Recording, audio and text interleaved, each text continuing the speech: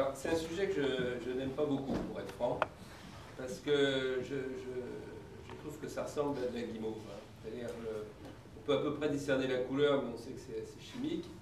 Et quant à la substance, elle varie énormément selon l'approche, le fabricant. Donc, comme tu l'as dit, le shadow banking, c'est un concept à tiroir. Heureusement, on a quand même progressé, on a certaines définitions, mais la plupart des chiffres ne sont pas donnés sur la bonne définition.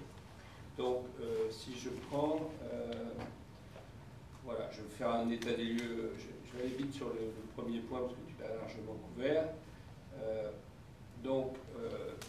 Normalement, la bonne définition, c'est celle qui est en premier là sur la slide. Pour moi, le shadow banking, c'est une intermédiation de crédit, c'est-à-dire une opération de prêt effectuée en dehors du système bancaire traditionnel. Mais après, on a mis aussi des activités qui représentent une source potentielle de risque systémique. Alors ça, personnellement, je trouve que c'est hors sujet. Par exemple, quand on met la gestion d'actifs, tu l'as mis dans la première fonction, il y a des gens qui mettent les fonds actions. Bah, je ne vois absolument pas le rapport entre le shadow banking et les fonds actions. Un fonds action qui n'a pas de levier et qui intervient sur des marchés réglementés liquides, il ne se compare en aucune façon à une opération de crédit, donc moi je le sortirais complètement. Par contre, le premier point, les opérations de prêt en dehors de la régulation bancaire, ça c'est un vrai sujet. Donc la définition qui me plaît le plus, hein, c'est celle qui est en bas, la non-bank financing intermediation, c'est-à-dire l'intermédiation financière qui n'est pas effectuée par les banques, donc pas à partir d'un bilan qui est vu par des régulateurs. Ça ne veut pas dire qu'il n'y a pas de risque dans d'autres opérations, mais pour moi ils sont d'une autre nature. Alors les entités, hein, là les risques tu les as largement dit, je suis entièrement d'accord, les deux principaux risques c'est la liquidité et le levier, éventuellement le transfert de risque de crédit. C'est ça les grands risques, ça c'est beaucoup plus clair que l'expression shadow banking. Les chiffres, bon, ils sont assez faux, hein, mais ça donne quand même des ordres de grandeur. À fin 2014, on a estimé à 36 trillions de dollars, hein, 36 milliers de milliards. Donc tu as dit que l'Irlande représentait 8, ce qui est pas mal. Voilà, ici. Alors, là-dedans, les États-Unis seraient à peu près 40%, et l'Europe serait à peu près à 8 de mémoire. Ça doit être sur une autre slide. Mais c'est là qu'on voit, par exemple, qu'il n'y a pas le Luxembourg. Oui. C'est zéro. Mais alors, la localisation du Luxembourg, là aussi, c'est comme la plupart des fonds enregistrés au Luxembourg ne sont pas gérés au Luxembourg. Oui, mais donc, c'est quelque part, ils sont régulés ailleurs. Oui, mais c'est 8%. Mais ils existent quand même. C'est la même situation. Oui. C'est pour ça que c'est des ordres de grandeur. Ça veut dire que ça fait quand même évidemment beaucoup d'argent. Mais je pense qu'on ne peut pas... C'est pour ça que je disais que c'est de la guimauve, parce que, par exemple, les 3 000 milliards de titrisation que vous avez en bas ne représentent pas du tout le même risque que les 21 milliers de milliards de fonds, qui sont eux-mêmes d'ailleurs trop importants à mon avis. Peut-être qu'il en manque, et peut-être qu'il y en a certains qui ne correspondent pas à la définition de l'intermédiation de crédit, à mon avis. Et donc, il faut aller plus dans le détail si on veut travailler sérieusement. Enfin, ça donne quand même une première approche. Alors, en France, nous, on l'a estimé à 1,6, donc en trillions. Donc, beaucoup moins que le secteur bancaire. Et un peu sur le modèle de ce que tu as dit pour le pays que tu représentes, c'est dominé par l'industrie de gestion d'actifs. Donc, nous n'aimons pas beaucoup non plus l'approche des banquiers centraux qui disent le shadow banking, c'est shadow parce que c'est pas régulé, parce que la gestion d'actifs, elle est régulée. Le problème, c'est est-ce qu'elle est bien régulée, ça c'est un autre sujet, mais elle est régulée. J'en reviendrai. Elle n'est pas régulée dans le même... elle est régulée plus sur une base microéconomique que macro-prudentielle.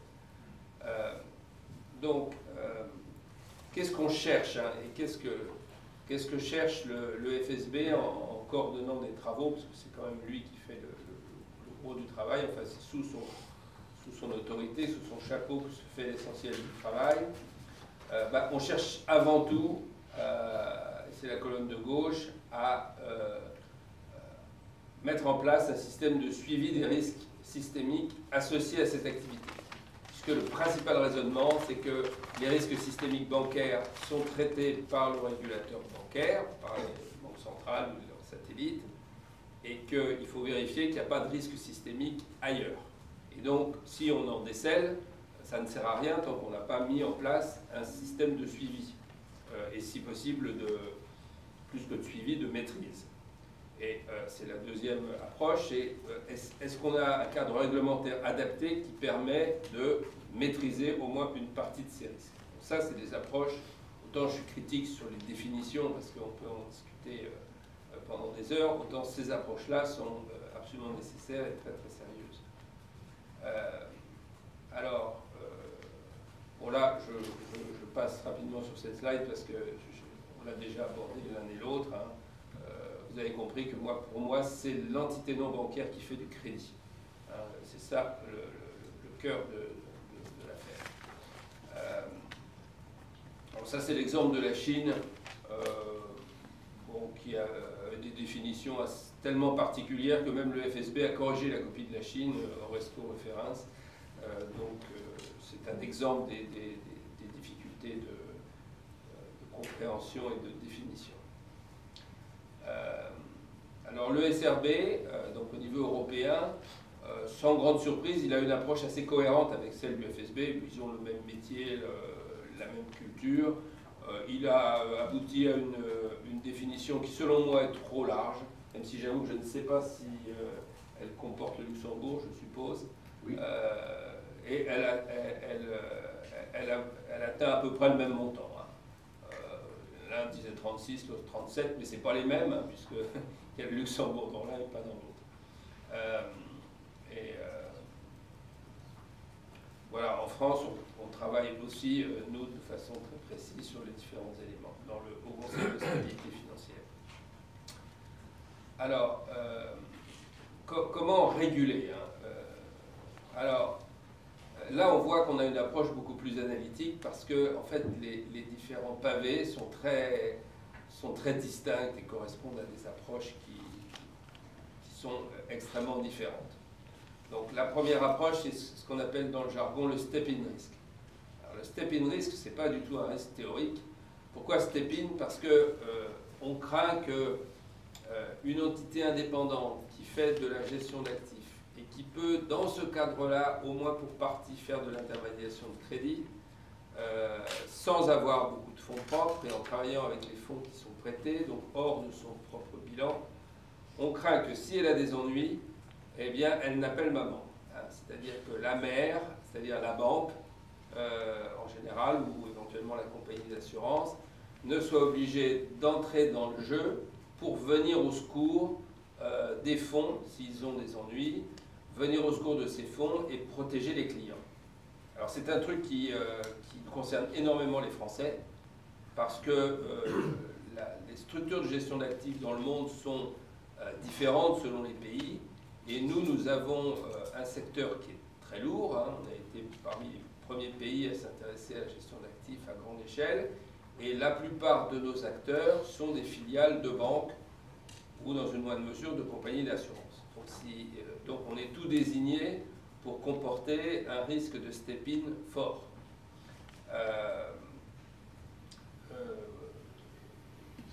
Donc voilà, il y a des travaux là-dessus. Par exemple, dans les discussions sur les fonds monétaires, dans les tuyaux, il y a l'idée qu'il serait interdit à une banque, par exemple, qui est souvent dépositaire de fonds monétaires de sa filiale gestion d'actifs, de venir au secours des fonds monétaires. Alors qu'on sait très bien que pendant la crise de 2007, les fonds monétaires dans plusieurs pays ont été aidés par plusieurs autorités, soit par les autorités publiques, soit par les banques. Donc là, on changerait d'univers si vraiment on va dans cette direction. Donc là, toute une problématique de step-in. Alors ensuite, on a les fonds monétaires. Les fonds monétaires, c'est une catégorie particulière. Donc quand Cyril Roux a donné les 5 fonctions économiques, la première de mémoire, c'est les fonds. Mais les fonds, c'est un ensemble très hétérogène. C'est-à-dire, pour moi, par exemple, un fonds de private equity ou un fonds action sans levier, c'est complètement en dehors du sujet. Je ne dis pas que ça n'a pas de risque, mais c'est complètement en dehors du sujet. Alors qu'un fonds monétaire, est extrêmement proche de notre sujet. Pourquoi? Parce que le fonds monétaire, il recueille à son actif des créances, la plupart du temps bancaires, et très courtes. Et donc, les acteurs qui forment le passif, c'est-à-dire qui achètent les parts de fonds monétaires, ils s'attendent à une liquidité immédiate et à une rentabilité qui suit le taux du marché monétaire, particulièrement lorsqu'il est positif, ce qui a existé dans un temps très ancien. Donc, enfin, qui devient de plus en plus ancien. Donc là, il y a un sujet. Alors, on y viendra un petit peu plus tard, peut-être très rapidement, rassurez-vous, parce que sinon on peut faire une séance, Edouard, uniquement sur les fonds monétaires. Il faut commencer à 7 heures. Si on veut terminer à 10 heures et encore. Donc là, on a quand même serré les boulons très fortement, notamment dans ce pays, sur les fonds monétaires. Il y a eu une grande bataille sur les fonds monétaires à valeur constante et à valeur variable. Cette bataille a été, pour l'instant, n'a pas été gagnée dans le sens qui nous aurait semblé le plus prudent. Ensuite, vous avez les autres entités du shadow banking, donc, qui sont assez différentes. La principale catégorie pour moi, c'est les fonds obligataires. Alors ceux-là, ils sont un peu à la limite, parce que c'est pas vraiment de l'intermédiation de crédit, en ce sens que un fonds obligataire, il achète des obligations qui ont déjà été souscrites. Elles existent, c'est du papier, il y a un marché normalement sous-jacent, donc on peut considérer que c'est pas si différent que ça. Est-ce que la situation de quelqu'un qui détient une part de fonds obligataires est très différente de celle qui détient juste l'obligation en direct?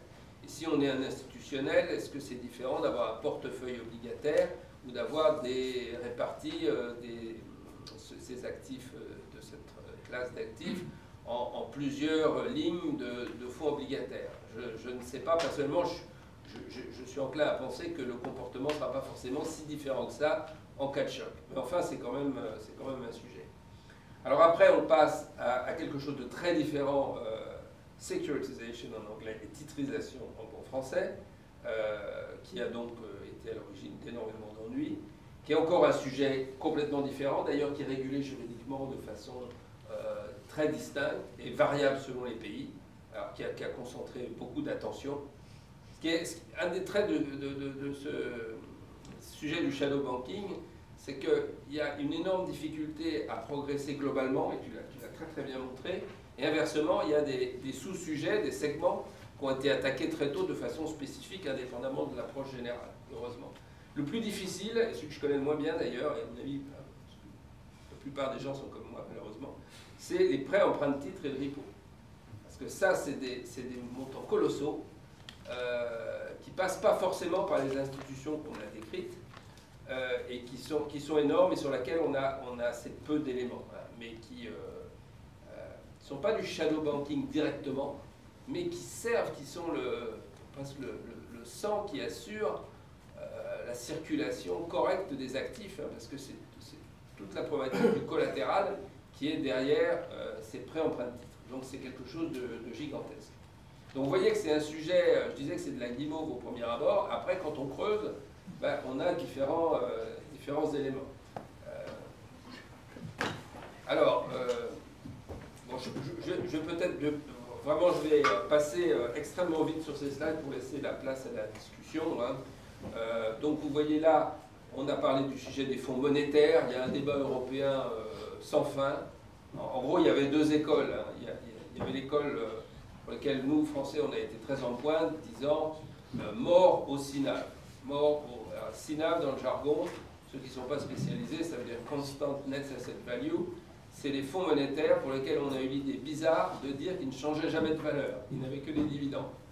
Donc vous achetez 100 $ et votre truc vaudra 100 $. As good as gold. Si le fonds a un rendement, eh bien, il détache des coupons régulièrement. Le risque majeur, pour le reste, il ressemble comme deux gouttes d'eau au VNAV, qui est le même mais avec variable.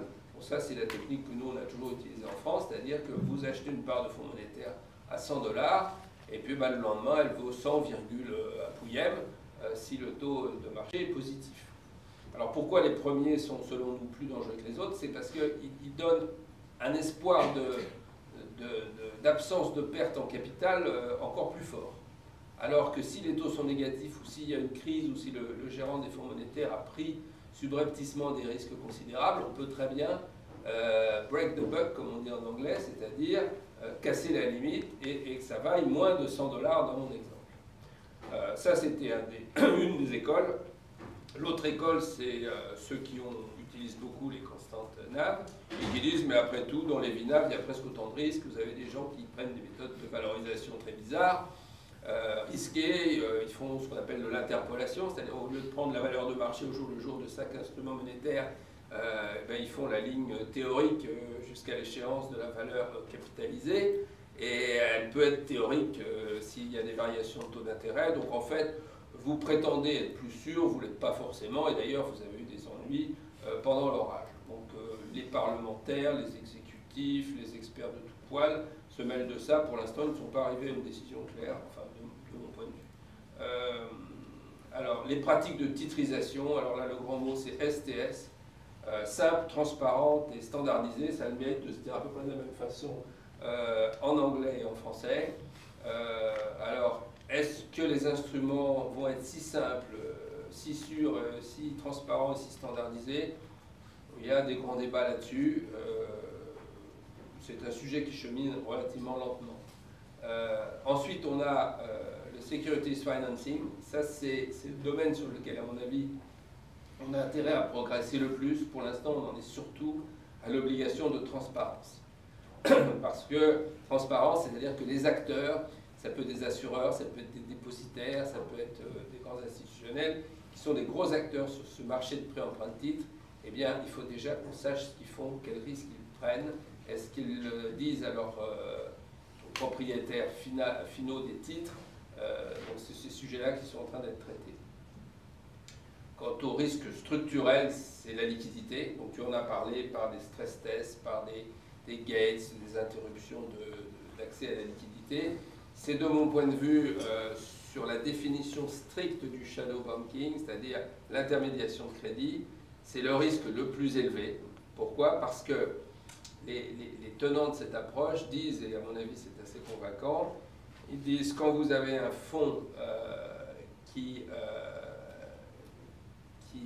offre à ses clients, aux apporteurs, aux acheteurs de parts, l'idée qu'à intervalles très courts, très rapprochés, éventuellement chaque jour, ils vont pouvoir acheter ou vendre avec un accès parfait à la liquidité, est-ce que vous ne créez pas un écart de liquidité, liquidity gap en anglais, par rapport au sous-jacent, parce que le marché du sous-jacent ne permet peut-être pas de sortir et d'entrer aussi vite que le client n'a tendance à le croire. Alors le client doit être un peu sourd, hein, parce que depuis le temps qu'on lui dit ça, certains ont dû comprendre que la liquidité ne serait peut-être pas garantie tout le temps, et c'est néanmoins un sacré sujet. Et il est évident que si en plus le gérant fait du levier, ça aggrave le cas. Donc ça, c'est vraiment le cœur de l'affaire. Et nous, en tout cas en France, à l'AMF, c'est vraiment notre sujet clé et le sujet qu'on traite avec les gérants, avec principalement les grands gérants d'actifs.